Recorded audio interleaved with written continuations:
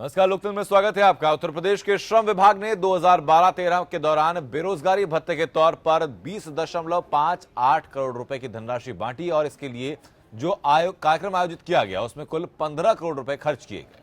दरअसल उत्तर प्रदेश के सदन में कैग की रिपोर्ट रखी गई। रिपोर्ट के अनुसार ऐसा तब हुआ जब बेरोजगारी भत्ता बांटने का तरीका था कि धन को सीधे उस व्यक्ति के बैंक खाते में जमा कराया जाए। इस रिपोर्ट के अनुसार कार्यक्रमों में लोगों को सभा स्थल तक ले जाने के लिए तकरीबन 7 करोड़ रुपए, कार्यक्रम में बैठने और खाने पीने का इंतजाम करने के लिए तकरीबन 8 करोड़ रुपए खर्च किए गए। इसके अलावा और भी कई विभाग ऐसे हैं जिनमें भारी गड़बड़ी पाई गई। शिक्षा विभाग से लेकर विद्युत विभाग तक हर जगह करोड़ों अरबों में घोटाले सामने आए हैं।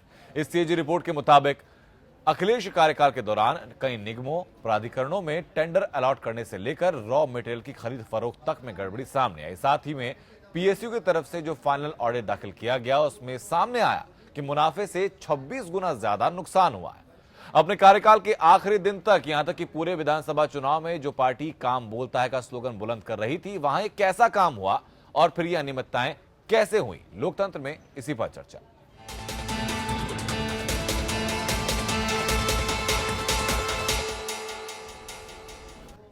अखिलेश यादव के नेतृत्व वाली समाजवादी पार्टी सरकार ने बेरोजगारी भत्ता योजना के तहत 20 करोड़ रुपए से ज्यादा राशि बांटने के लिए आयोजित किए गए कार्यक्रमों में ही 15 करोड़ रुपए खर्च किए थे।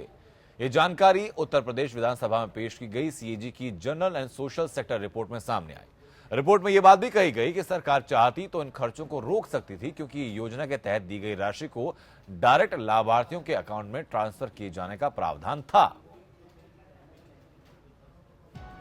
उत्तर प्रदेश में अखिलेश यादव के नेतृत्व वाली समाजवादी पार्टी की सरकार पर उंगलियां उठी हैं। सीएजी रिपोर्ट से खुलासा हुआ है कि अखिलेश सरकार ने 20 करोड़ रुपए की बेरोजगारी भत्ता बांटने के लिए करीब 15 करोड़ समारोह के आयोजन पर खर्च कर दिए।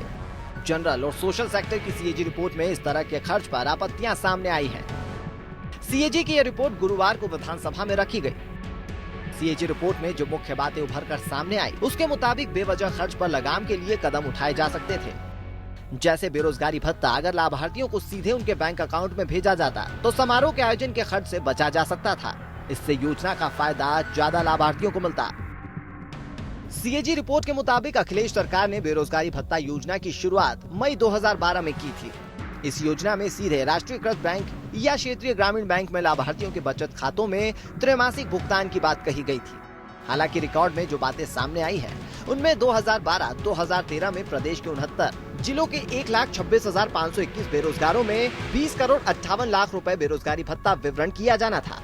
इसके लिए प्रदेश सरकार ने लाभार्थियों को समारोह स्थल पर लाने में 6 करोड़ 99 लाख रुपए खर्च किए। वहीं उनके खाने पीने और बैठने की व्यवस्था पर करीब 8 करोड़ 7 लाख रुपए खर्च किए गए। राज्य सरकार ने सितंबर 2016 में इस संबंध में अपना जवाब में बताया कि प्रदेश सरकार की ओर से जारी किए गए निर्देशों के अनुसार ही लाभार्थियों को चेक के जरिए वितरण को लेकर खर्च किया गया था। वहीं सीएजी ने इस जवाब के उत्तर में कहा था कि इस तरह से बड़ी संख्या में लाभार्थियों के परिवहन को लेकर इस योजना के दिशा निर्देशों में विचार नहीं किया गया था। बेरोजगारी भत्ते की योजना मुलायम सिंह यादव के कार्यकाल में शुरू हुई थी। उस समय 500 रुपए भत्ता दिया गया था, लेकिन 2007 में मायावती की सरकार आने के बाद योजना बंद कर दी गई थी। 2012 में अखिलेश यादव के नेतृत्व में सपा सरकार आने पर यह योजना फिर शुरू हुई। 2012-2013 में अखिलेश सरकार ने बजट में 9 लाख लोगों को बेरोजगारी भत्ता देने के लिए 697 करोड़ 24 लाख का बजट रखा था। हालांकि 1 साल बाद इस योजना को बंद करना पड़ा। Bureau report, APN. कुछ खास मेहमान हम तक जुड़ चुके हैं चर्चा के लिए, उनका तारुफ आपसे कराते हैं। हमारे साथ सुरेश बहादुर साहब हैं, वरिष्ठ पत्रकार हैं। हमारे साथ डॉक्टर चंद्रमोहन सिंह हैं, प्रवक्ता हैं उत्तर प्रदेश बीजेपी से। चंद्रशेखर पांडे हमारे साथ हैं, नेता हैं समाजवादी पार्टी से। एसपी सिंह हैं, पूर्व आईएएस अधिकारी। देवेंद्र प्रताप सिंह हमारे साथ हैं, प्रवक्ता हैं उत्तर प्रदेश कांग्रेस से। बहुत बहुत स्वागत आप सभी लोगों का। चंद्रशेखर पांडे जी, जानबूझकर की गई गलती कहा जाए, बेवकूफी कहा जाए या भ्रष्टाचार कहा जाए, जो कैग रिपोर्ट में सामने आया है?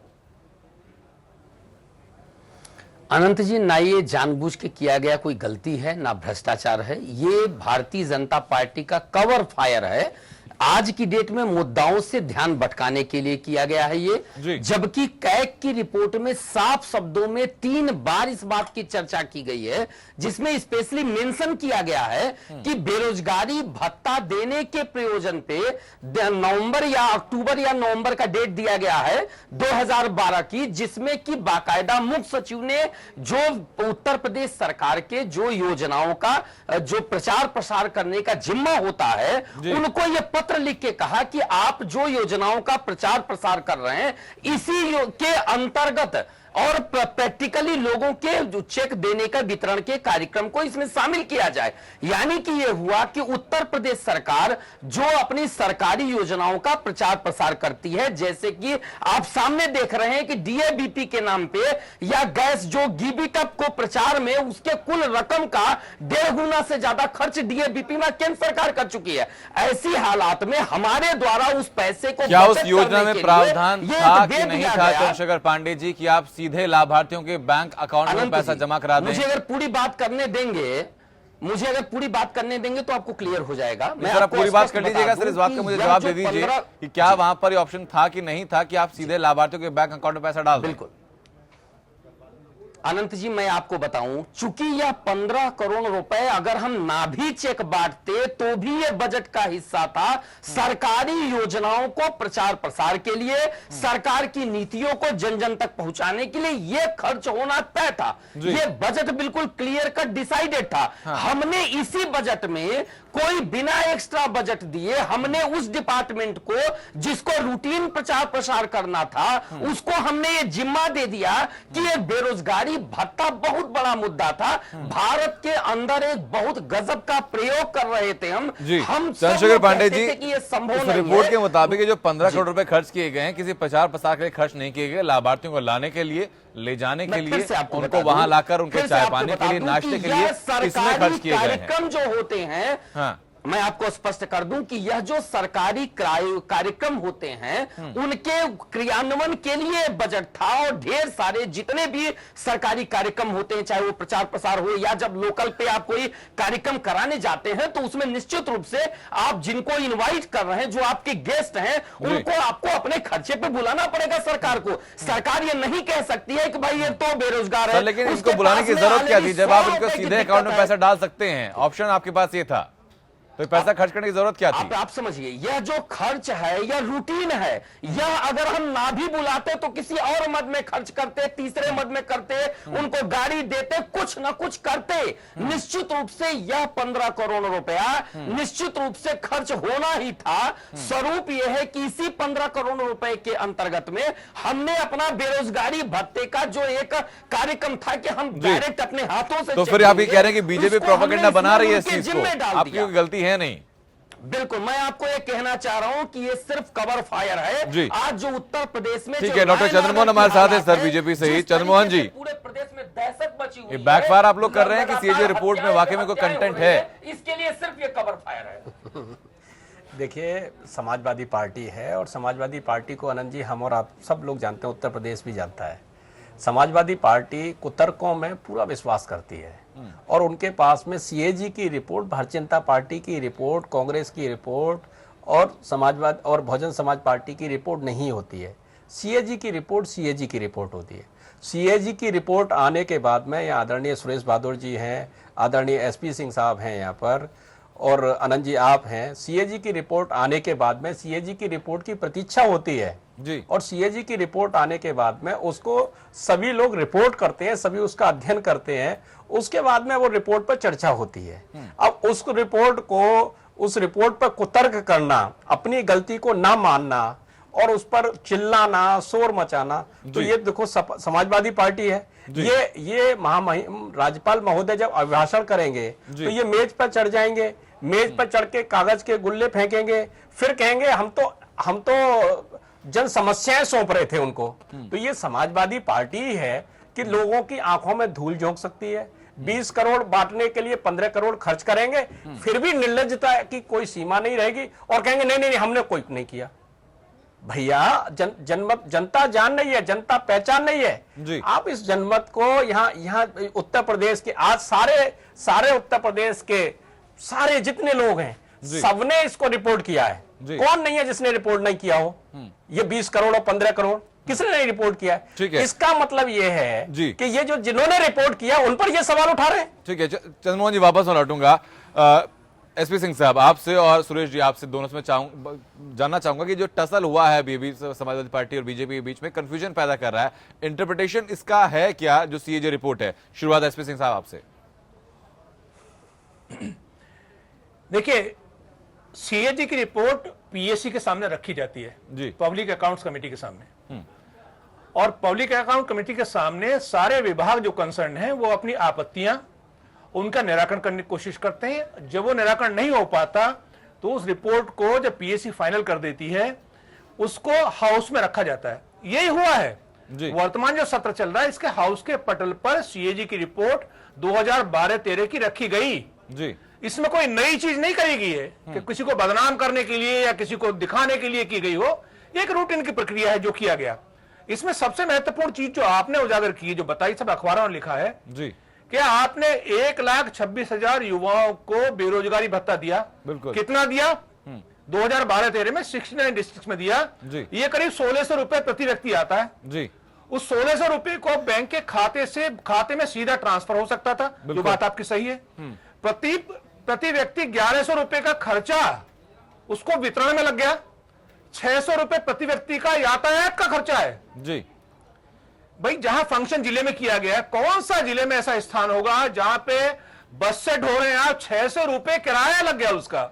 ये तो जांच का विषय है। वास्तव में भ्रष्टाचार हो गया इसके अंदर। 600 रुपए प्रति व्यक्ति को लाने में, ट्रैक्टर से लाए हो, बस से लाए हो, किससे ढोया है आपने कि 600 रुपए उस एयर कंडीशन बस से लाए हैं आप? जी। तो ये मुद्दा छोटा देखने में लग रहा है, ये तो एक प्रकरण हो गया। जी। अब आप देखिए कि कितने और तमाम योजनाएं हैं जिनके लाभ देने के लिए इस तरह का आयोजन होते हैं। मैं किसी सरकार या पुरानी नई सरकार पे कोई आक्षेप या प्रशंसा नहीं कर रहा हूं। मुद्दा यह है कि सीएजी ने कोई मुद्दा उठाया है कि सरकारों को लोक उपयोगी जो कार्यक्रम है उनमें पैसा खर्च करना चाहिए, सरकारों को मितव्ययता बरतनी चाहिए, यह मंशा है।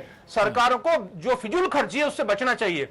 अब आप देखिए, एक दृष्टांत अभी सीएजी और लाने वाला है, क्योंकि मैं सीएजी बोर्ड में इसलिए बता रहा हूं। 11 करोड़ रुपए के पिछले 5 वर्ष में फूल मालाएं और बुके इस प्रदेश के अंदर 11 करोड़ रुपए लग गए जी। पिछले 5 वर्ष में। ये सीएजी की रिपोर्ट टैक्स आने वाली है। जी। फूल जिसको आप बुके देते हैं, फूल आए उसके बाद फेंक दिए जाते हैं, कुचल दिए जाते हैं। वो ये छोटा मामला लगता है आपको फूलों का? जी। स्टेज सजाने के लिए, बुके देने के लिए 11 करोड़ रुपए पिछले 5 वर्ष में चले गए। जी। इस सरकार को मितव्ययता बरतना चाहिए। मुझे ये मतलब है, मेरे कोई मतलब ये नहीं है कि अखिलेश सरकार की बुराई कर रहा हूं या पांडे जी बैठे हैं इनके सामने बुराई कर रहा हूं, कुछ चीज है। मैं इशू ये कह रहा हूं कि सरकार को मितव्ययता बरतनी चाहिए, लोकोपयोगी जो योजनाएं हैं उनमें पैसा खर्च करना चाहिए। और वर्तमान सरकार के पास तो कोई चारा ही नहीं है जी। इनको 36,000 करोड़ रुपए का अतिरिक्त व्यय इन्होंने किसानों का कर्जा माफ करना है जी। ये कहां से आएगा? कर चोरी रोकेंगे और मितव्ययता बरतेंगे, और तो कोई संसाधन है नहीं जी। तो इसलिए आने वाली सरकार को भी चेतावनी है, उनको भी चुनौती है कि वो इस तरह के खर्चे और फूल मालाओं के खर्चे ये बंद होने चाहिए। ठीक है। सुरेश बहादुर जी, चंद्रशेखर पांडे ने दलील दी कि भाई वो सरकार का बजट था, उसको किसी न किसी व्यय में खर्च करना ही था, तो हमने इस व्यय में खर्च कर दिया कि 600 रुपए में एक ही जिले में लोगों को लाएं, उनको बैठाएं, खिलाएं पिलाएं, और 1,600 रुपए देने के बदले उनको उनके ऊपर 1,100 रुपए खर्च कर दें। क्या दलील समझ में आती है? देखिए आनंद जी, ये जो भी खर्चा होता है वो बजट में ही प्रावधान रहता है, बजट के ही माध्यम से खर्च होता है जी। लेकिन मैं डॉक्टर साहब की सबसे बड़ी बात है, कैग का मतलब ये नहीं कि किसी का भ्रष्टाचार उजागर करना या कोई ऐसे तथ्य हैं जो सार्वजनिक करना। ये कैग हर सरकार में आती है और वो अपना कैग का मुख्य मकसद ये होता है जो मितव्ययता बरती जाए, जो फालतू खर्चे हैं उन पे अंकुश लगाया जाए और आने वाली सरकारें ऐसे खर्चे न करें जो पिछली बार किए गए हैं। कैग ने एक घोटाला नहीं किया। अब 20 करोड़ रुपए के आप भत्ता देने के में 15 करोड़ रुपए उसके ऊपर खर्च कर दें, ये कहां से जस्टिफाई कर सकते हैं? कि पांडे जी कर सकते हैं, पांडे जी की मजबूरी है और हमें समझना भी चाहिए जी। जैसे एक सबसे बड़ी बात है, खनन हुआ है 18 जिलों में, जो अवैध खनन हुए हैं, जो बालू को फेंके हुए हैं, जो पट्टे हुए हैं, उन 18 जिलों में 942 करोड़ का घोटाला हुआ है जी। जो सरकार को राजस्व की क्षति हुई है। और अभी कैग ने विश्वास व्यक्त किया है कि अगर 75 जिलों में हम इसकी जांच करा दें तो कम से कम ये राशि 5,000 करोड़ रुपए की होगी। तो ये राजस्व का नुकसान हुआ, ये सरकार का नुकसान हुआ है जी। ये चाहे जो अति उत्साही अधिकारी होते हैं उनकी अति उत्साही दी से होता है, या चाहे सरकार के इशारे पर किया जाता है, लेकिन ऐसा किया जाता है और का उद्देश्य यही होता है कि इसको रोका जाए, मितव्ययता बढ़ती जाए और आने वाली सरकार इस पर अंकुश लगाए। हाँ। जहां तक बजट की बात है, मैं पाड़े जी से कहूंगा कि जब ये रिवर फ्रंट की बात हुई थी, इसका इनिशियल बजट था 547 करोड़ रुपए, लेकिन ये जब वो रिवर फ्रंट बनने लगा, होने लगा, उत्साही अधिकारी सामने आ गए और वो बजट जाकर के 1467 करोड़ हो गया। जी, ये बजट तो है ही है, बजट के प्राविधान में और बजट में ही है, जी, विधानसभा से पारित करा गया। लेकिन ये कहां तक उचित है? क्या इसमें भ्रष्टाचार भी आप इसको जस्टिफाई कर देंगे? जी, जैसे आदरणीय जेपी जी के नाम पर बहुत बड़ा आप यहाँ सेंटर बना रहे हैं, अब मेन सेंटर में उसके ऊपर हेलीपैड बना रहे हैं। कौन सा जेपी सेंटर का मेंबर होगा, जो नागरिक होगा, जो हेलीपैड से आएगा और उसमें उतरेगा? जी, तो ठीक है। कहीं न कहीं तो सुरेश बहादुर जी, का जो मकसद है इसको सर कि हम सिर्फ लोग भ्रष्टाचार पर फिजूल अंकुश खर्ची की लगाना, कैटेगरी में उसको अपना- रखें या भ्रष्टाचार बढ़ाने के एक और टूल के रूप में देखें? आप फिजूल खर्ची को भी भ्रष्टाचार की कैटेगरी रख सकते हैं। जी। ये किसी सरकार का पैसा, हमारी जनता का पैसा है, ये जनता के हित में खर्च, जैसे डॉक्टर साहब ने कहा कि जनहित की बात है, जो जनता के हित में खर्च हो वही पैसा उचित होता है। जो उससे अलग जा रहा है निश्चित रूप से वो देखिए, भ्रष्टाचार। कैग की रिपोर्ट में खुद कहा गया है फिजूल खर्ची भ्रष्टाचार का पहला कदम है।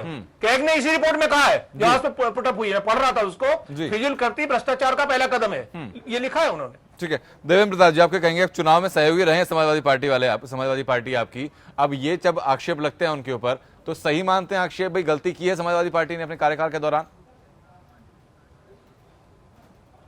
आनंद जी, मैं कहना चाहता हूं जी, कि जब से 2014 से भारतीय जनता पार्टी की सरकार सेंट्रल में आई है, उसके पहले हमारी जब यूपीए सरकार 2009 से यूपीए सेकंड में जी, और जिस तरीके से जो है विनोद राय जी सीएजी हुआ करते थे और उन्होंने एक से एक जो है 2G कोल ब्लॉक न जाने क्या क्या हमेशा सरकार को बदनाम करने की नियत से बहुत सारे आरोप सरकार पे, यूपीए सरकार पे लगाए। और मैं कह सकता हूं कि आज विनोद राय जी कहां बैठे हुए हैं। इसके पहले एक चतुर्वेदी जी हुआ करते थे, वो भी कांग्रेस की पुराना सरकार इतिहास में बहुत छोड़िए, सारे आरोप प्रत्यारोप पुराना लगाए। इतिहास सर छोड़िए, यूपीए उनका का कार्यकाल बहुत राजनीतिक लंबा करार रहा वहाँ पे है, कहाँ दोनों गया? तरफ की देखिए, कलेश में मैं खोलेंगे सर आनंद जी, चर्चा में। आनंद जी सुनिए, जी। आनंद जी, ये मुझे बोलने का मौका दिया जाए। हाँ, भारतीय बोलिए जनता सर, इस बात पार्टी का जवाब दीजिए कि मोदी 20 जी के करोड़ चुनाव बांटने के प्रचार लिए में 15 करोड़ रुपए खर्च करना एक क्या रैली में justified है? 200 करोड़ रुपए खर्च होता है।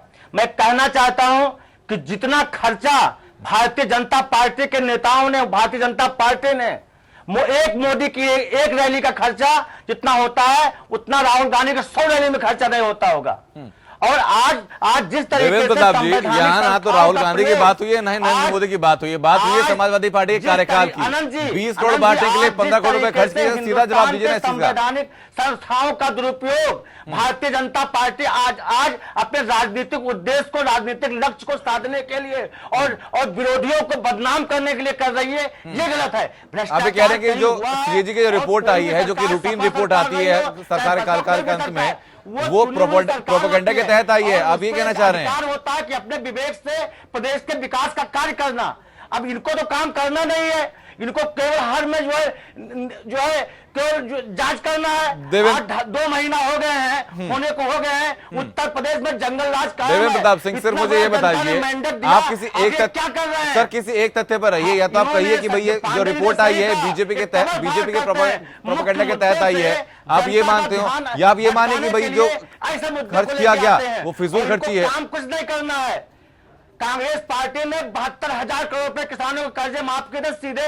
नहीं सर, आप मुद्दे से आप लोग आप सर मुद्दे से आप भटक रहे हैं। सुरेश बहादुर जी, देवेंद्र प्रताप सिंह सीधा जवाब नहीं देते, नहीं अगर दे पा रहे हैं तो क्या कारण है? क्या बीजेपी के ऊपर आक्षेप लगाना है, फिर सहयोगी होने के नाते सपा को बचाना? अब देखिए, ये कांग्रेस की क्या मंशा है वो यही जाने भाई। वो उनको बचा रहे हैं या अपना दर्द बयां कर रहे हैं जी, ये तो उनकी अपनी कहानी है। लेकिन ये कि अब किसी भी तरीके से ये जस्टिफाई नहीं किया जा सकता कि ये 20 करोड़ रुपए की धनराशि पर, बेरोजगारी भत्ता पर 15 करोड़ रुपए खर्च कर दिया जाए। जी, मैंने कहा ना कि अति उत्साही अधिकारों में बात होती, जहां तक कि अगर आप पार्टी फंड से अपना पैसा खर्च कर रहे हैं, अपनी रैलियों पर खर्च कर रहे हैं, तो हमें कोई आपत्ति नहीं होनी चाहिए, वो आपकी पार्टी फंड है। अगर मोदी जी अपनी रैलियों का खर्चा उनकी पार्टी दे रही है तो ये मोदी जी, राहुल गांधी का खर्चा उनकी पार्टी दे रही, पार्टी जाने। लेकिन हम जनता के धन के बारे में, पैसा सर जब दुरुपयोग होता है बिल्कुल। जनता के धन के अपव्यय के बारे में हम यहाँ जिसका दुरुपयोग हो रहा है। जी मैंने चंद्रशेखर कहा ना, पांडे अभी जी, आपसे मैंने बताया कि अभी जी। जाते जाते इंफ्रास्ट्रक्चर कंपनी आगरा की एक कंपनी को 1100 करोड़ के ठेके दे गए पीडब्ल्यूडी में, बिना किसी जांच के, बिना किसी फट। मैं ये सिर्फ ये जानना चाहता हूँ कि ऐसा क्यों हो रहा, अपव्यय जनता का हो रहा धन का, उसकी जांच होनी चाहिए। चंद्रशेखर पांडे जी जी, अपव्यय के ऊपर जो सवाल उठाएंगे सर, क्यों हो रहा है अपव्यय? क्या भ्रष्टाचार की कैटेगरी में उसको गिनना गलत है? आप कहते हैं कि भाई किसी ना किसी मद में खर्च होने थे, तो आप बगैर किसी मद के खर्च कर देंगे उस पैसे को? नहीं अनंत जी, हम अपने दोनों भाइयों के जो हमारे पुराइये साहब और जो दोनों के हम अपने वरिष्ठ विद्वान भाई के भी बात से सहमत हैं। ये सीएजी की रिपोर्ट निश्चित रूप से एक आईना है और एक सलाह होती है सदैव से रहा है कि कुछ चीजों को अच्छा किया जाए, यदि कहीं नहीं अच्छा हो पा रहा है तो उसको अच्छा किया जाए। इस रूप में हम सहर्ष स्वागत करते हैं।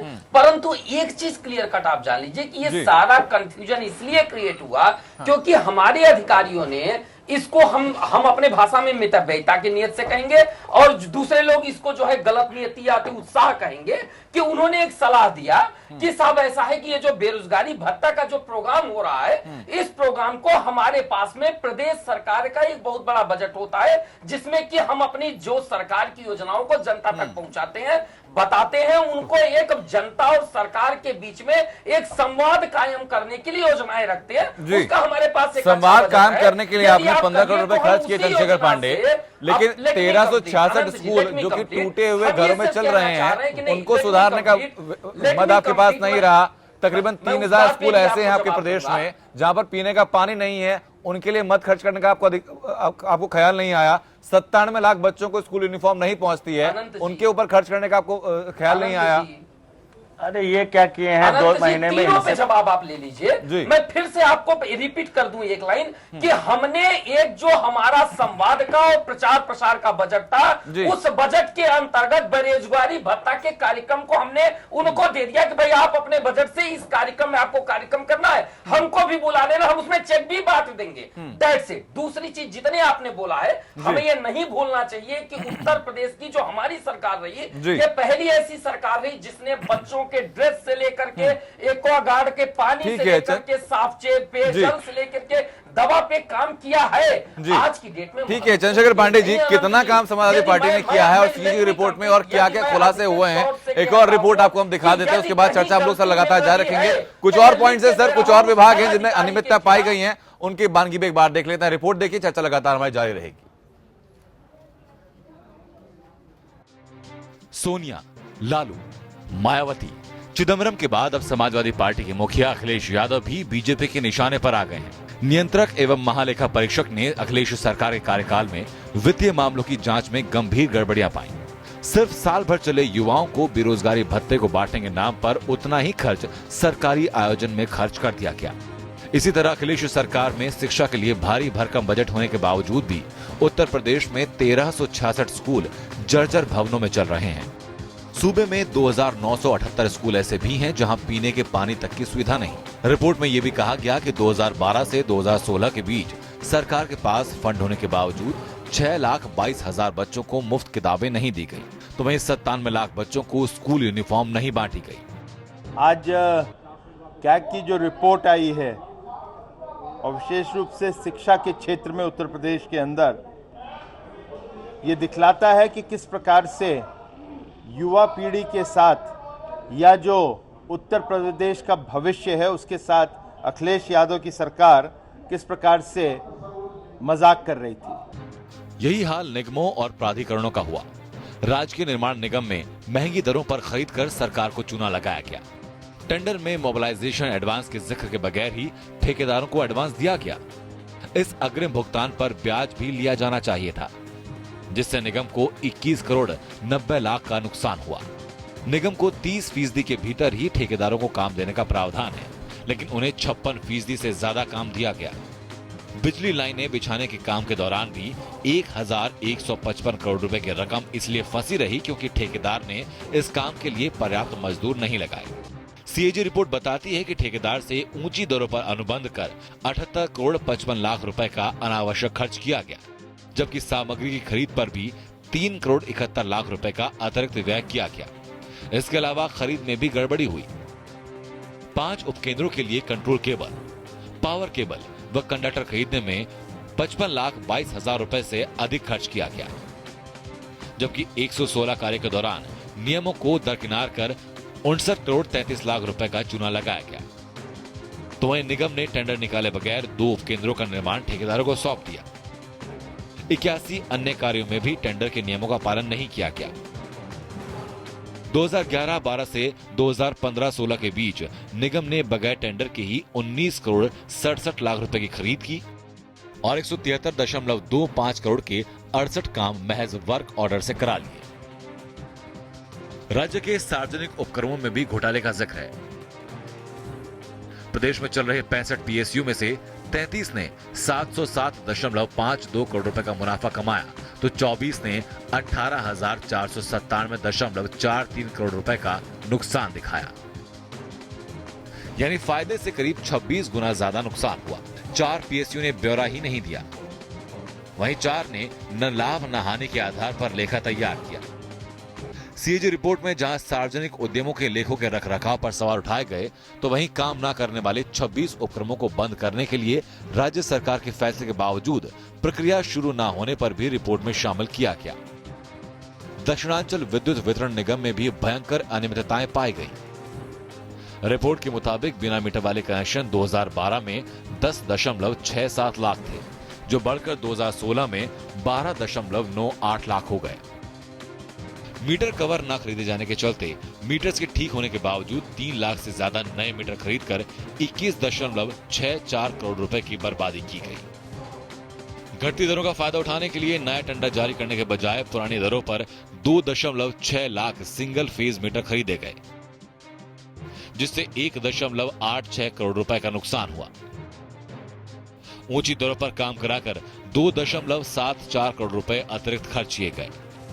मीटर रीडिंग और बिल जारी करने के काम के लिए आधी के बजाय पूरी दर पर 1.48 करोड़ रुपए का अधिक भुगतान कर दिया गया, जबकि निजी नलकूपों पर ग्रामीण नलकूपों की दर से बिल बनाए जाने के चलते 17.81 करोड़ रुपए के राजस्व का भी नुकसान हुआ। मामला सिर्फ यहीं तक का नहीं है। उत्तर प्रदेश वित्तीय निगम के पास काम के तौर पर कर्ज वसूली ही रह गई थी, लेकिन सीएजी रिपोर्ट के मुताबिक निगम इसमें भी विफल रहा। योगी सरकार जहां कानून व्यवस्था पर घिरती नजर आ रही है, तो बीजेपी सपा के भ्रष्टाचार के मामलों को उठाकर घेरने में कोई कसर नहीं छोड़ रही। योगी सरकार ने आते ही गोमती रिवर फ्रंट से लेकर यमुना एक्सप्रेसवे तक की सभी योजनाओं पर जांच बैठा दी। बहरहाल आरोप प्रत्यारोपों के बीच प्रदेश की जनता पिस रही है और कानून व्यवस्था भगवान के भरोसे नजर आ रही है। विक्रम मिश्रा, एपीएन। रिपोर्ट आपने देखी। चंद्रशेखर पांडे जी, जो आंकड़े सामने आए हैं, या क्या ये भी किसी पार्टी विशेष के द्वारा प्रोपेगेंडा के तहत सामने पेश किए गए हैं? क्या इन आंकड़ों को झुटला सकते हैं आप? अनंत जी, पहली बात मैं एक चीज आपको बता दूं कि ये जो भी आंकड़े हैं, सीएजी को पहले में समझना पड़ेगा। सीएजी का मतलब ये कोई एक बेस्ट आइडियल स्टेज क्या हो सकती है, जो आदर्श स्थिति क्या हो सकती है, या सबसे आइडियल स्टेज में क्या हो जाना चाहिए, वो उसकी बात करती। मैं आपको स्पष्ट कर दूं कि जो सरकार में और सीएजी में दोनों में बड़ा फासला है। सरकार जो होती है वो निश्चित रूप से, मेरा चाहे आप इसे मुझे कहना नहीं चाहिए, पर मुझे लगता है कह देना चाहिए कि निश्चित रूप से हमारा एक स्वार्थ भी होता है, हमारा एक लक्ष्य भी होता है, हमारा एक मकसद भी होता है कि हम जो कर रहे हैं वो जनता को महसूस हो। परिणाम अपनी जगह है, परिणाम चाहे जो हो, लेकिन हमारा धर्म, हमारा प्रयास होता है एक राजनीतिक दल होने के नाते, जनप्रतिनिधि और जनता के नुमाइंदे होने के नाते हमारा मकसद ये होता है। इसलिए निश्चित रूप से हो सकता है कि जो हमारे अधीनस्थ कर्मचारी हो वो हमारे निर्देश को या हमारे इच्छा में, जैसा कि हमारे भाई साहब ने, सुरेश जी ने कहा कि वो अति उत्साह में इस तरह की यदि कोई गलती किए हो, तो मैं समाजवादी पार्टी की तरफ से आपको ये लिख के देने को तैयार हूं बीजेपी को आज की डेट में, कि जिस किसी की गलती हो, जहां कहीं भ्रष्टाचार आपको मिले, वो हर शख्स जिम्मेदार को आप जांच कराइए। चंद्रशेखर पांडे जी, इसमें आपको, चंद्रशेखर पांडे जी, इसमें किसी और को कुछ कहने की जरूरत नहीं है। सीएजी बता चुका है ये बात, और सिर्फ क्या माफी मांगने से या फिर कहने से हम तो 2014 से कह रहे हैं, कांग्रेस पार्टी के नेता हम लोग तो 2014 से कह रहे हैं कि जो भ्रष्टाचारियों उसको जेल में डालिए। आज तक एक भी आदमी को जेल में नहीं डाल पाए भारत सरकार में, और कांग्रेस की सरकार को बदनाम करके रख दिया। असल में इनको केवल लोगों के ऊपर जो है दुष्चरित देवेंद्र प्रताप जी, एक बात बताइए। बाकी काम कुछ नहीं करना है। अनंत जी, मैं सिर्फ ये विकास कार्य से इनका अरे कोई सर ठीक है, लेना नहीं चंद्रशेखर पांडे जी आपसे बेहतर जानते हैं समाजवादी पार्टी कार्यकाल के बारे में, केवल जवाब लोगों उनको की देने भावनाओं दीजिए को आप। भड़का करके अपने राजनीतिक सर, जो है दोस्ती रोटी में कम सेकना से कम है। तथ्य को यही तो ना काम छुपाएं भारतीय आप। जनता पार्टी करती आ रही है, देवेंद्र और अभी भी प्रताप कर रही है। सिंह, देवेंद्र प्रताप सिंह, दोस्ती में कम से कम तथ्य को ना छुपाए, जवाब वो देने दीजिए उनको आप। चंद्रशेखर पांडे जी अपने जवाब आप रखिए। मैं इतना बोलूंगा कि महत्वपूर्ण ये नहीं है कि कहां जितना भ्रष्टाचार हुआ है, इनमें से कोई भी अधिकारी भारत छोड़ के पाकिस्तान नहीं चला जा रहा है, किसी अन्य देश में नहीं जा रहा, पासपोर्ट रद्द कीजिए, हर संभावित सर ये दलीलें बहुत ही बचकाना है बख्शिए मत। चंद्रशेखर जी, दलीलें बहुत ही सर जायज नहीं है। आपके सरकार में 5 साल तक लगातार यही है जो मैं बोल रहा हूं। आप अनंत जी, फिर हम सारा काम छोड़ दें, मतलब अब देश में लॉ एंड ऑर्डर की प्रॉब्लम है, जो आज प्रतिदिन जो 4 लोग जान अपनी गंवाए उन पे कोई चर्चा नहीं हो सकती है। आज पिछले 2 महीनों में सैकड़ों की तादाद में लोग मर चुके हैं, बड़ी बड़ी डबल ट्रिपल फोर्थ मर्डर हो रहे हैं, पूरे प्रदेश में हाहाकार मचा हुआ है लॉ एंड ऑर्डर पे। क्या ये मुद्दा नहीं है? क्या ये उससे भी बड़ा मुद्दा है? नहीं है। कोई व्यक्ति भ्रष्टाचार किया है तो वो अपनी संपत्ति लेकर, चलिए ठीक है, आपको लगता है कि चूंकि फंदा आपकी तरफ आ रहा है तो छोटा मुद्दा हो गया। सुरेश बहादुर जी, अब क्या जनता यही करती रहे कि भाई नई सरकार आएगी, वो पुरानी सरकार के घोटाले खोलेगी, पुरानी सरकार नई सरकार पर आरोप लगाएगी, इसी बीच में पिसकर 5 साल बीत जाएंगे? नहीं जी, नई सरकार पुरानी सरकार से सबक लेगी। कायग रिपोर्ट का मतलब सिर्फ ये होता है कि वो आने वाली सरकारों को, जो उनकी रिपोर्ट प्रस्तुत अभी डॉक्टर साहब विस्तृत बताएंगे, आने वाली सरकार को आगाह करती है कि जिन सरकार ने जो गलतफिजूल खर्ची की और उनमें जो भ्रष्टाचार हुआ, उनसे आने वाली अगली सरकार निश्चित रूप से सावधान रहे और ऐसा करने से अपने अति उत्साही अधिकारियों को रोके।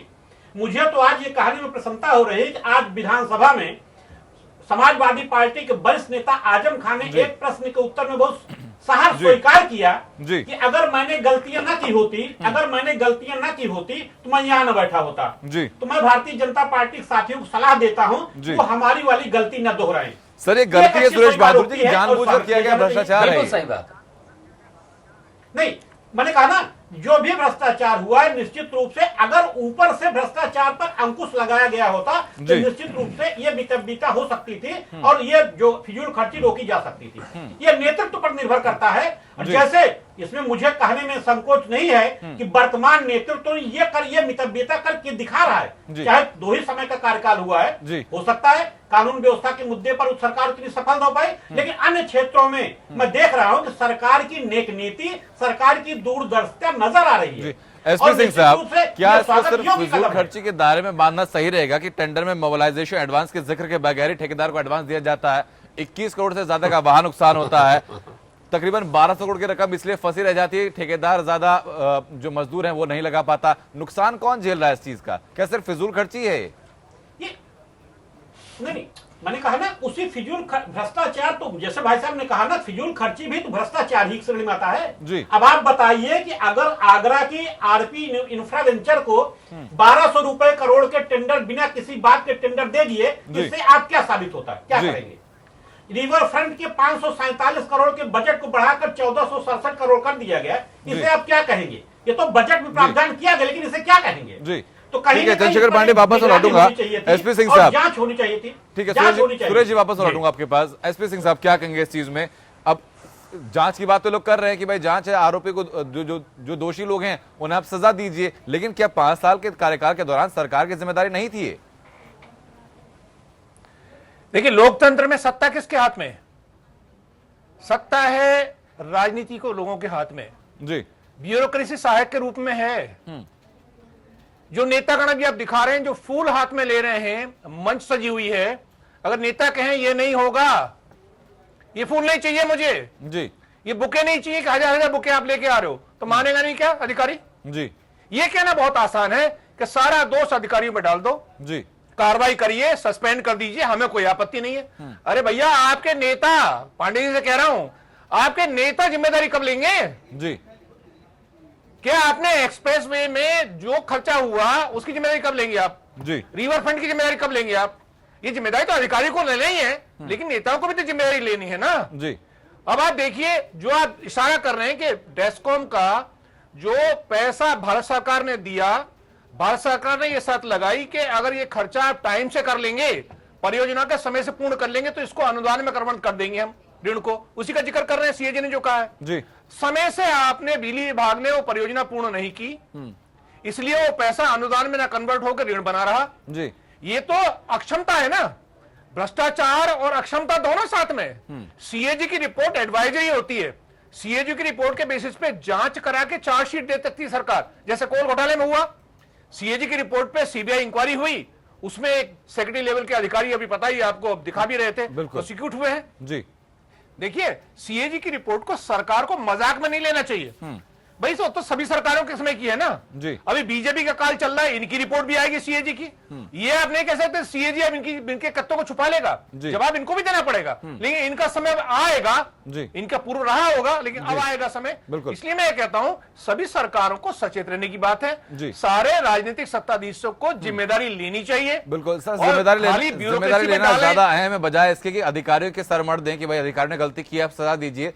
सरकार जिम्मेदारी ले इस चीज की, तब जाकर शायद कुछ चीजें चेंज होंगी। डॉक्टर चंद्रमोहन, अब सीएजी की रिपोर्ट सामने आ चुकी है, एसपी सिंह साहब कह रहे हैं कि भाई उसमें चार्जशीट दाखिल करके आप जांच करवा सकते हैं, कितनी जल्दी आपकी सरकार की तरफ से चीजें उठाई जाएंगी? ये महत्वपूर्ण है।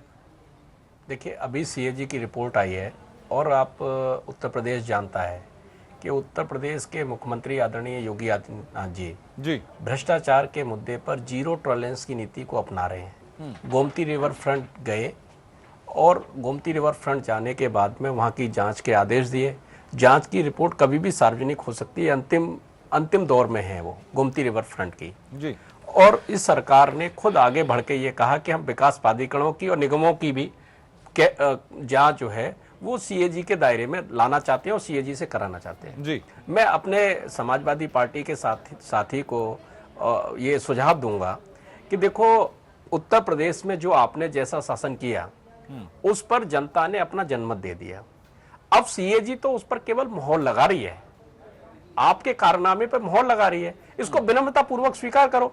और जैसी बात अभी आदरणीय एसपी सिंह साहब कह रहे थे कि आज से हम भी रडार पर हैं, हर पल हम भी रडार पर हैं, और हम इस रडार को स्वीकार कर रहे हैं कि हम रडार पर हैं, हम हर पल स्वीकार कर रहे हैं। अब इतना जरूर है कि योगी आदित्यनाथ जी 5 स्टार का खाना 5 कालीदास पर मार्ग पे मंगा के और लोगों को नहीं खिलाने वाले, नहीं खिलाएंगे, क्योंकि वो खुद सादगी पसंद व्यक्ति हैं, परिश्रमी व्यक्ति हैं, ईमानदार व्यक्ति हैं।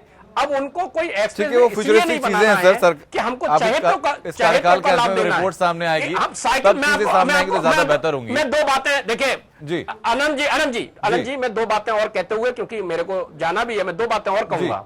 हम केवल एक मुद्दे की चर्चा करें नहीं पूरी होगी। देखिए, उत्तर प्रदेश में समांतर परिवहन की व्यवस्था रही है, जो लोग भी सड़क पर चले उन्होंने देखा है, आनंद विहार बस स्टैंड से लेकर पूरे प्रदेश में एक साथ परिवहन की व्यवस्था पैरेलल चली है। प्रदेश के समाजवादी पार्टी के नेताओं के संरक्षण में चली है। खनन की चर्चा हमने कर ली है। आप बताओ, साइकिल पथ बना है, साइकिल पथ पर एक भी साइकिल किसी पूरे प्रदेश में आप ढूंढ के दिखा दो, अगर साइकिल वाले देखें, साइकिल वाले जहां रहते हैं वहां के खंजे नहीं बने, लेकिन साइकिल पथ क्यों बना है? चहेतों को लाभ देने के लिए। आज नहीं सर, साइकिल पथ की हालात भी हम लोगों ने देखे हैं कि साइकिल पथ के बीच में पेड़ खड़ा होता है, साइकिल पथ के बीच से ही नाले गुजर जाते हैं, लिखा है वो चीज हम लोगों ने देखी है। पार्टी का विकास एजेंडा केवल चहेतों को लाभ देने के लिए था, कॉस्मेटिक विकास को के परतें दर परतें खोलने का काम सीएजी रिपोर्ट ने किया है। लेकिन चंद्रमोहन जी, अब जिम्मेदारी आप ही की सरकार की है कि भाई पिछले जो घोटाले हुए हैं, गड़बड़ियां हुई हैं, उसमें तत्परता से काम करें तो शायद आपको विश्वास बने। हम जांच कर रहे हैं, हम जांच कर रहे हैं भ्रष्टाचार के मुद्दे पर। किसी भी हमने देखो ना ई टेंडरिंग की है जी, ई टेंडरिंग कहीं की है हमने। और यहाँ आदरणीय सुरेश बहादुर जी है, एसपी सिंह साहब है, हमने आगे बढ़ के ई टेंडरिंग की है। हमें किसी कांग्रेस ने या सपा ने ये मांग नहीं की हमसे कि आप ई टेंडरिंग करो, लेकिन योगी आदित्यनाथ जी ने आगे बढ़ के ई टेंडरिंग की व्यवस्था की बात की है। आप आज परिवहन का जाके पता कर लो, आप आज जाके खनन का पता कर लो। एसपी सिंह साहब तो अध्येता हैं कि खनन का नोएडा में पट्टा पहले पर स्क्वायर फीट कितना था, और अब जब ई टेंडरिंग के द्वारा हो रहा है तो अब वहां रेट कितने ज्यादा आ रहे हैं जी। तो आप बताओ, उत्तर प्रदेश को खोखला करने का काम आप कैसे तर्क दे रहे हो? अरे भाई, अब तो जनमत मिल गया, जनता ने आपको पहचान लिया है जी। अब आप क्यों तर्क दे रहे हो? ठीक आप है। विनम्रता पूर्वक स्वीकार चंद्रशेखर करो। पांडे जी, आपका यहाँ रिप्लाई पे मैं जो चाहूंगा, है- उसके बाद मैं चलूंगा देवेंद्र जी के पास। चंद्रशेखर पांडे जी, देखिए, जैसा कि हमारे डॉक्टर साहब ने बताया, चंद्रमोहन जी ने बिल्कुल सही बात, उन्होंने एक चीज तो कहा कि देखिए जनता का जो परिणाम है वो हमारे सामने आ चुका है। लेकिन मैं एक बात बताऊं आपको कि एक विपक्ष के नाते और आप एक मीडिया हो, चौथे स्तंभ हो, ये भारतीय जनता पार्टी को केवल परिणाम के आधार पे ये लाइसेंस नहीं दिया जा सकता है कि वो कुछ भी मनमाना करें और कोई भी कवर फायर करते रहे और कोई जवाब नहीं देंगे। यदि जवाबदेही की बात आती है तो ठीक है, हम एक एक लाइन पुनः आपको कहते हैं कि यदि कहीं आपको घोटाला मिलता है तो आप सख्त कार्रवाई कीजिए। आपने अरे आप रोक लोगे क्या? चंद्रशेखर पांडे, चंद्रशेखर जी, आप अगर की बात आप लोग कर रहे हैं, चंद्रशेखर पांडे जी, आप अगर की बात कर रहे हैं, सीएजी रिपोर्ट तो साफ साफ चीजें सामने है ना। आप स्वीकार करो कि आप भ्रष्टाचार का पद बनाते रहे हो? आप करो ना। अरे आप 40वें दिन कोई दूसरे आप नहीं, देखो ना। माननीय योगी जी ने कहा था कि 40वें दिन यहाँ पे रिपोर्ट होगी। 40 दिन पूरा हुए, रिपोर्ट होगी, 40 दिन बाद चुके रिपोर्ट होगी, आप चिंता मत करो। चंद्रशेखर पांडे जी, अपना जवाब दीजिए। सीएजी रिपोर्ट जो सामने है, सीएजी रिपोर्ट के जो आंकड़े हैं, क्या वो आंकड़े गलत हैं? और क्या आंकड़े आपके कार्यकाल के नहीं है क्या वो? जेल भेजिए, कार्रवाई कीजिए, नाटक बंद कीजिए, कार्रवाई की बात कीजिए, मुद्दों से ध्यान भटकाने के लिए कवर फायर देना बंद कीजिए। चंद्रशेखर पांडे जी, वैसा ही आप कर रहे हैं कवर फायर देने का काम। मुद्दा सर, आपकी सरकार से सवाल पूछा जा रहा है। चंद्रशेखर पांडे जी, आपके सरकार के कार्यकाल के बारे में सवाल पूछा जा रहा है। बीजेपी बीच में कहां से आई? जाएगी, फिर आपको यही सीएजी रिपोर्ट आपको दिखाएगी। आपके भ्रष्टाचार के मुंह पे मुक्का मारेंगे, भ्रष्टाचार के मुंह पे मुक्का मारेंगे। भ्रष्टाचार आपसे ज्यादा आज की डेट में कहीं हो अरे आप कैसे बातें कर रहे हो? सब जानते हैं। ठीक है चंद्रशेखर पांडे, आप सीधा जवाब दे नहीं रहे हैं। बहरहाल चंद्रमोहन जी को भी जाना भी है। बहुत बहुत शुक्रिया चंद्रमोहन जी, आपको चर्चा में शामिल होने के लिए। सुरेश बहादुर जी, आपके पास में आता हूँ। जिस कवर फायर की बात ठीक है, कैसे अजीब आदमी हो? अब कैसे समाजवादी पार्टी है? आप कैसे विपक्ष के नेता हो? आप करो ना, आप करो, आप लाओ, आप लेके आओ भर्ती। अरे आप लाओ, इतिहास, अरे आप जाओ, भ्रष्टाचार है, आप जाओ, आप सामने लेके आओ, को जवाब देते नहीं बढ़ेगा। ठीक है डॉक्टर चंद्रमोहन, चंद्रशेखर पांडे, झेल नहीं पाएंगे। अरे आप, अरे गुंडई को स्वीकार नहीं करेगा। भ्रष्टाचार हो रहा है की भाषा, सियासत की भाषा बंद कर दो। सर, अब सपा और बीजेपी आपस में ऐसे लड़ती रहेगी तो आम जनता फिर क्या समझेगी? कैसे जवाब लें हम लोग आपसे? किलोमीटर का पैसे खा रहे आप 90-900%। अरे आपके किए हुए गड्ढे हैं, वो कुकर्म के गड्ढे हैं। भर के दिखा दो, उसमें कुकर्म के गड्ढे हैं, हम भरेंगे, हम भरेंगे। चलिए ठीक है सर। अब डॉक्टर चंद्रमोहन और चंद्रशेखर पांडे, आप लग रहा है कि आप दोनों जानबूझकर चर्चा को भटकाना चाहते हैं। मुद्दा कुछ और है, आप लोग अपनी पर्सनल राइवलरी में उलझ गए इस चीज को लेकर। मैं दरख्वास्त आप दोनों से ऐसा शांति आप लोग बनाए रखें, शांति आप लोग बनाए रखें। सर सुरेश बहादुर जी, आपके पास में आता हूँ इस चीज को लेकर कि क्या अब चर्चा को भटकाने की कोशिश दोनों तरफ से हो रही है? तादाद में बेरोजगार लोग। ठीक है चंद्रशेखर पांडे, चंद्रशेखर पांडे,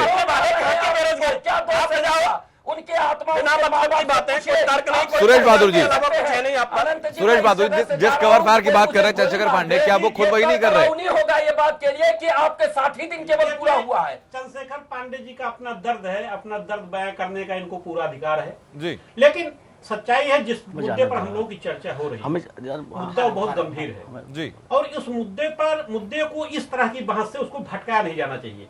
मैंने पहले भी कहा, जैसे डॉक्टर साहब की बात आगे मैं बढ़ाते हुए कह रहा हूँ, बार बार ये कहा जा रहा है, ये जो कैग रिपोर्ट आती है ये आगे वाली सरकार के लिए, पिछले सरकार के भ्रष्टाचार का या कहिए जो ज्यादा खर्च करते हैं उनको इसलिए करती है, वो संकेत देती है आने वाले सरकार में जो सरकार ने गलतियां की हैं वो अगली सरकार न करे, और उसका एक इंडिकेशन होता है। और यही कैग रिपोर्ट का मतलब सिर्फ ये है, वो सिर्फ जो अनाप शनाप खर्चे सरकार करती है निश्चित रूप से, वो अपने पार्टी को हाईलाइट करने के लिए या पार्टी मैनिफेस्टो करने के लिए करती है, लेकिन खर्चा सरकार पर जाता है। तो जनता का धन है और जनता का धन जनता पर ही खर्च किया जाना चाहिए, अपव्यय नहीं होना चाहिए। कैग का यही मुख्य मकसद होता। और जैसे डॉक्टर साहब ने कहा कि सच बात है कि अगर कोई नेतृत्व ये कह दे कि मैं ये नहीं करूंगा, किसी अधिकारी की हिम्मत नहीं है, तो अधिकारी आगे माला फूल भेंट करेगा या लग्जरी या 5 स्टार होटल में डिनर देगा, लंच देगा। बहुत सीधी सी बात है। जैसे मैंने कहा ना, पिछले 2 महीने में योगी जी की सरकार आने के बाद, दूसरों की बात छोड़ दीजिए, कोई ऐसा आयोजन अभी तक नहीं किया गया है कि जिसमें यह कहा जाए कि योगी सरकार अपने जिस आदर्श को, सिद्धांत को योगी जी ले चल रहे हैं उससे भटक रहे हैं। मैं ये नहीं कहता कि आगे चल के उनका क्या इतिहास होगा, क्या नहीं होगा, लेकिन एक सिद्धांत तो है ही है। जैसे ये टेंडरिंग की बात थी, हाँ ये टेंडरिंग अभी लागू की है लोगों ने, ऐसा नहीं है। लोगों में खलबली है, यहां तक कि भाजपा विधायकों में भी खलबली है। जो योगी जी कर रहे हैं सबको रास नहीं आ रहा है जी। ये उनको हो सकता है उनके खिलाफ भी लोग खड़े हों, लेकिन ये नेतृत्व का, शीर्ष नेतृत्व का मसला होता है। अगर शीर्ष नेतृत्व जैसे चाहता है वैसे ही आने वाली उनकी सरकारी करती है, उनके अधिकारी करते हैं। आपके पास ये निश्चित रूप से जो बिना मीटर वाले कनेक्शन थे, नेतृत्व को जिम्मेदारी सरकार को लेनी चाहिए, नेता को लेनी चाहिए। ठीक है एसपी सिंह साहब, 2012 में तकरीबन 11 लाख के आसपास थे बिना मीटर वाले कनेक्शन, 2016 तक आते आते तकरीबन 14 लाख हो गए। अब यहीं पर आप एक और नजर डाल लीजिए कि उत्तर प्रदेश वित्तीय निगम जो है उसकी जो रिकवरी का काम उसके पास है, लगातार 5 सालों में रिकवरी लगातार घटती रही है। 2012 में 40 करोड़ थी, 16 में आते आते 25 करोड़ रह गई। अब इसमें सरकार की संलिप्तता ना कही जाए तो क्या कहा जाए, सरकार की लापरवाही ना कही जाए तो क्या कहा जाए? एसपी सिंह साहब, देखिए सरकार के दायित्व क्या हैं जी, और पुरानी जो सरकार गई है वो किन कारणों से गई है, इसको अगर देखेंगे सब स्पष्ट हो जाएगा। 2 मुद्दे प्रमुख रहे हैं, एक कानून व्यवस्था और दूसरा भ्रष्टाचार। 2 ही मुद्दे हैं, 2 ही मुद्दों पे सरकार नहीं आई है और प्रचंड बहुमत के साथ आई है जी। ये पांडे साहब बैठे हैं, इनको भी समझना चाहिए इस बात को खाली चिल्लाने का काम नहीं चलेगा, खाली विरोध के लिए विरोध करेंगे आपकी छवि और खराब होगी जी। आंकड़ों के साथ आइए, तथ्यों के साथ आइए, एडमिशन करिए, जनमत का स्वागत करिए। मैं तो परामर्श दे रहा हूं, बाकी इनका मानना ना माने ना माने। देखिए जनता ने आपको, अब इनको काम करने दीजिए, 6 महीने देखिए, अभी चिल्लाना शुरू करेंगे, सीधा बात होगी। अभी समय बहुत कम हुआ है, आप पे आरोप लगाएंगे। जो आप रिकवरी की बात कर रहे हैं, रिकवरी करता है कौन? Recovering agency. तमाम रिकवरी एक थोड़ी है, गृह कर है, बिजली का है, तमाम जितने और ऋण लिए गए हैं बैंकों के उन ऋणों का है। रिकवरी होती है जिलाधिकारी के माध्यम से होती है, और जो कंसर्न एजेंसी है वही वसूली करती है। और ये आय का एक साधन है, सरकार की आय का साधन है। रिकवरियां पुरानी पिछले 5 सरकारों में हमेशा रिकवरियों में कुछ न कुछ क्षेत्रों में लापरवाहियां रहती हैं, लेकिन ये कहें कि जो कि कोई समीक्षा तो करता नहीं था। पूरे 5 वर्ष की बात करूं, ये नहीं कि मैं 3.5 साल से विरोध करता रहा सरकार का। मैं आपको बता देता हूं, ये माने ना माने अपने नेता का, अखिलेश यादव, मैं 8 महीने इंडस्ट्री में रहा, एक मीटिंग समीक्षा की अखिलेश यादव ने नहीं की। कोई जिम्मेदारी, मिनिस्टर कोई बजट की मीटिंग करता नहीं रिव्यू की जी। अब ये सरकार करेगी, इसको देखेंगे। इंटरेस्ट केवल ट्रांसफर पोस्टिंग में है, इंटरेस्ट केवल ठेके दिलवाने में है, इंटरेस्ट केवल पट्टों में है, इंटरेस्ट केवल इन्हीं चीजों में इंटरेस्ट है, और इंटरेस्ट नहीं है। जो सामान्य काम है, मैं अब देखिए बजट का सत्र चल रहा है, अभी पता चल जाएगा सरकार की मंशा। छत्तीसगढ़ में मैंने 3 दिन बजट सत्र अटेंड किया था छत्तीसगढ़ में, क्योंकि मैं अध्ययन करने गया था वहां पे रायपुर का। तीनों दिन में हिल गया देख के कि किस तरह से थ्रेड में डिस्कशन हो रहा है हर परियोजना का। ये सरकार करेगी क्या? इस सरकार को भी देखेंगे हम कि डिस्कशन हो गया, आप खाली हाथ उठा के शोर मचा के बजट पास हो जाएगा। हर परियोजना का डिस्कशन होगा, हर विभाग का डिस्कशन होगा। सरकारों में आपने आज भी अखबारों में पढ़ा होगा, वित्तीय प्रबंधन, खराब वित्तीय प्रबंधन पर भी सीएजी ने टिप्पणी की है कि जो अधिकारी वित्त प्रमुख सचिव वित्त बैठा हुआ 5 साल था इस प्रदेश के अंदर, उन्होंने जो बजट तैयार किया, बजट खर्च नहीं हुआ, जो मूल बजट है अनुपूरक आ गया। जब आपकी परियोजना में ऑलरेडी पैसा पहले से है, तो अनुपूरक बजट क्यों लाते हो? मूल बजट में तो सेविंग हो गई, अनुपूरक भी खर्च नहीं हुआ, तो ये पुअर मैनेजमेंट है, फाइनेंशियल मैनेजमेंट का। ये भी इंगित किया इन्होंने, ये भी। लेकिन मैं फिर दोबारा दोहराना चाहूंगा, सरकारों को अधिकारियों पे नहीं डालना है जी, सरकार को खुद जिम्मेदारी लेनी होगी। चंद्रशेखर पांडे, जो रिकवरी की बात हुई है, 5 साल में रिकवरी तकरीबन आधी हो गई, अब इसकी जिम्मेदारी कौन लेगा? क्या यह भी सिर्फ अधिकारियों की गलती है? देखिए आनंद जी, मैं एक चीज बोलूंगा, पहली बात तो इसमें स्वीकार कर राजस्व मंत्री हैं, सेल टैक्स मिनिस्टर हैं, सबकी जिम्मेदारी है जी। पहली बात तो इसमें स्वीकार कर लेने में कोई हर्जा नहीं कि कहीं न कहीं कुछ हमसे या तो गलती हुई है, हमारा कम्युनिकेशन में पूरा नहीं हुआ, हम जो कहना चाहिए, जो कम्युनिकेशन किया ही नहीं गया, पहुंची, तभी ये परिणाम है जी। ठीक बात है, हो सकता है, मे भी ये भी हो सकता है, कुछ भी हो सकता है। हमारी जो हार है ये बिना अकारण नहीं होगी, निश्चित रूप से सिर्फ हम दूसरे का ना दोष दें, कुछ न कुछ कहीं ना कहीं गलती रही होगी। लेकिन जो एक चीज महत्वपूर्ण है कि देखिए, अगर अधिकारी, अगर मंत्रियों का, या जैसा कि हमारे डॉक्टर साहब बोल रहे हैं, अगर वो लिखित में मांगे और ना आप सीधा निर्देश ना लें, यदि आप भारत के संविधान में आईएएस को असीमित क्षमता है, कोई भी, आप खुद देखिए इस बात को कि अगर क्षमता ना होती तो आपने देखा है कि एक पीसीएस जो हमको बिल्कुल ना पसंद हो, इसके बावजूद वो केवल कहां जाता है, वो ट्रेनिंग सेंटर में पर रहते हैं, वो आईपीएस के आईपीएस हैं, आईएएस के आईएएस हैं, किसी भाषा संस्थान के प्रमुख सचिव भले बने रहे।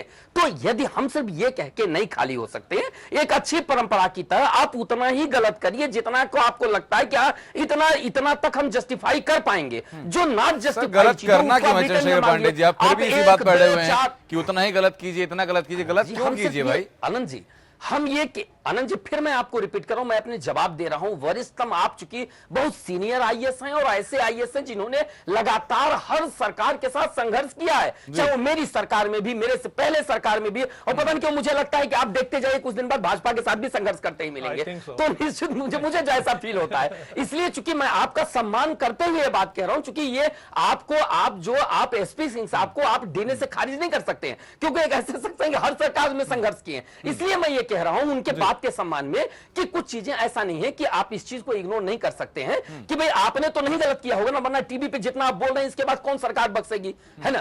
तो निश्चित रूप से थोड़ा सा ये कहीं ना कहीं उनका भी वो स्वयं कैलकुलेटिव रिस्क लेते हैं। अच्छे प्रवक्ता की तरह चंद्रशेखर पांडे आप बातों को घुमा जरूर रहे हैं सर, लेकिन सीधा सीधा जवाब इस चीज का दे नहीं रहे हैं। वक्त हमें सर और इजाजत नहीं देता चर्चा कराने की। बहुत बहुत शुक्रिया आप सभी लोगों का चर्चा में शामिल होने के लिए, चर्चा को बेहतर बनाने के लिए। और लोग तुम्हें फिलहाल सिर्फ इतना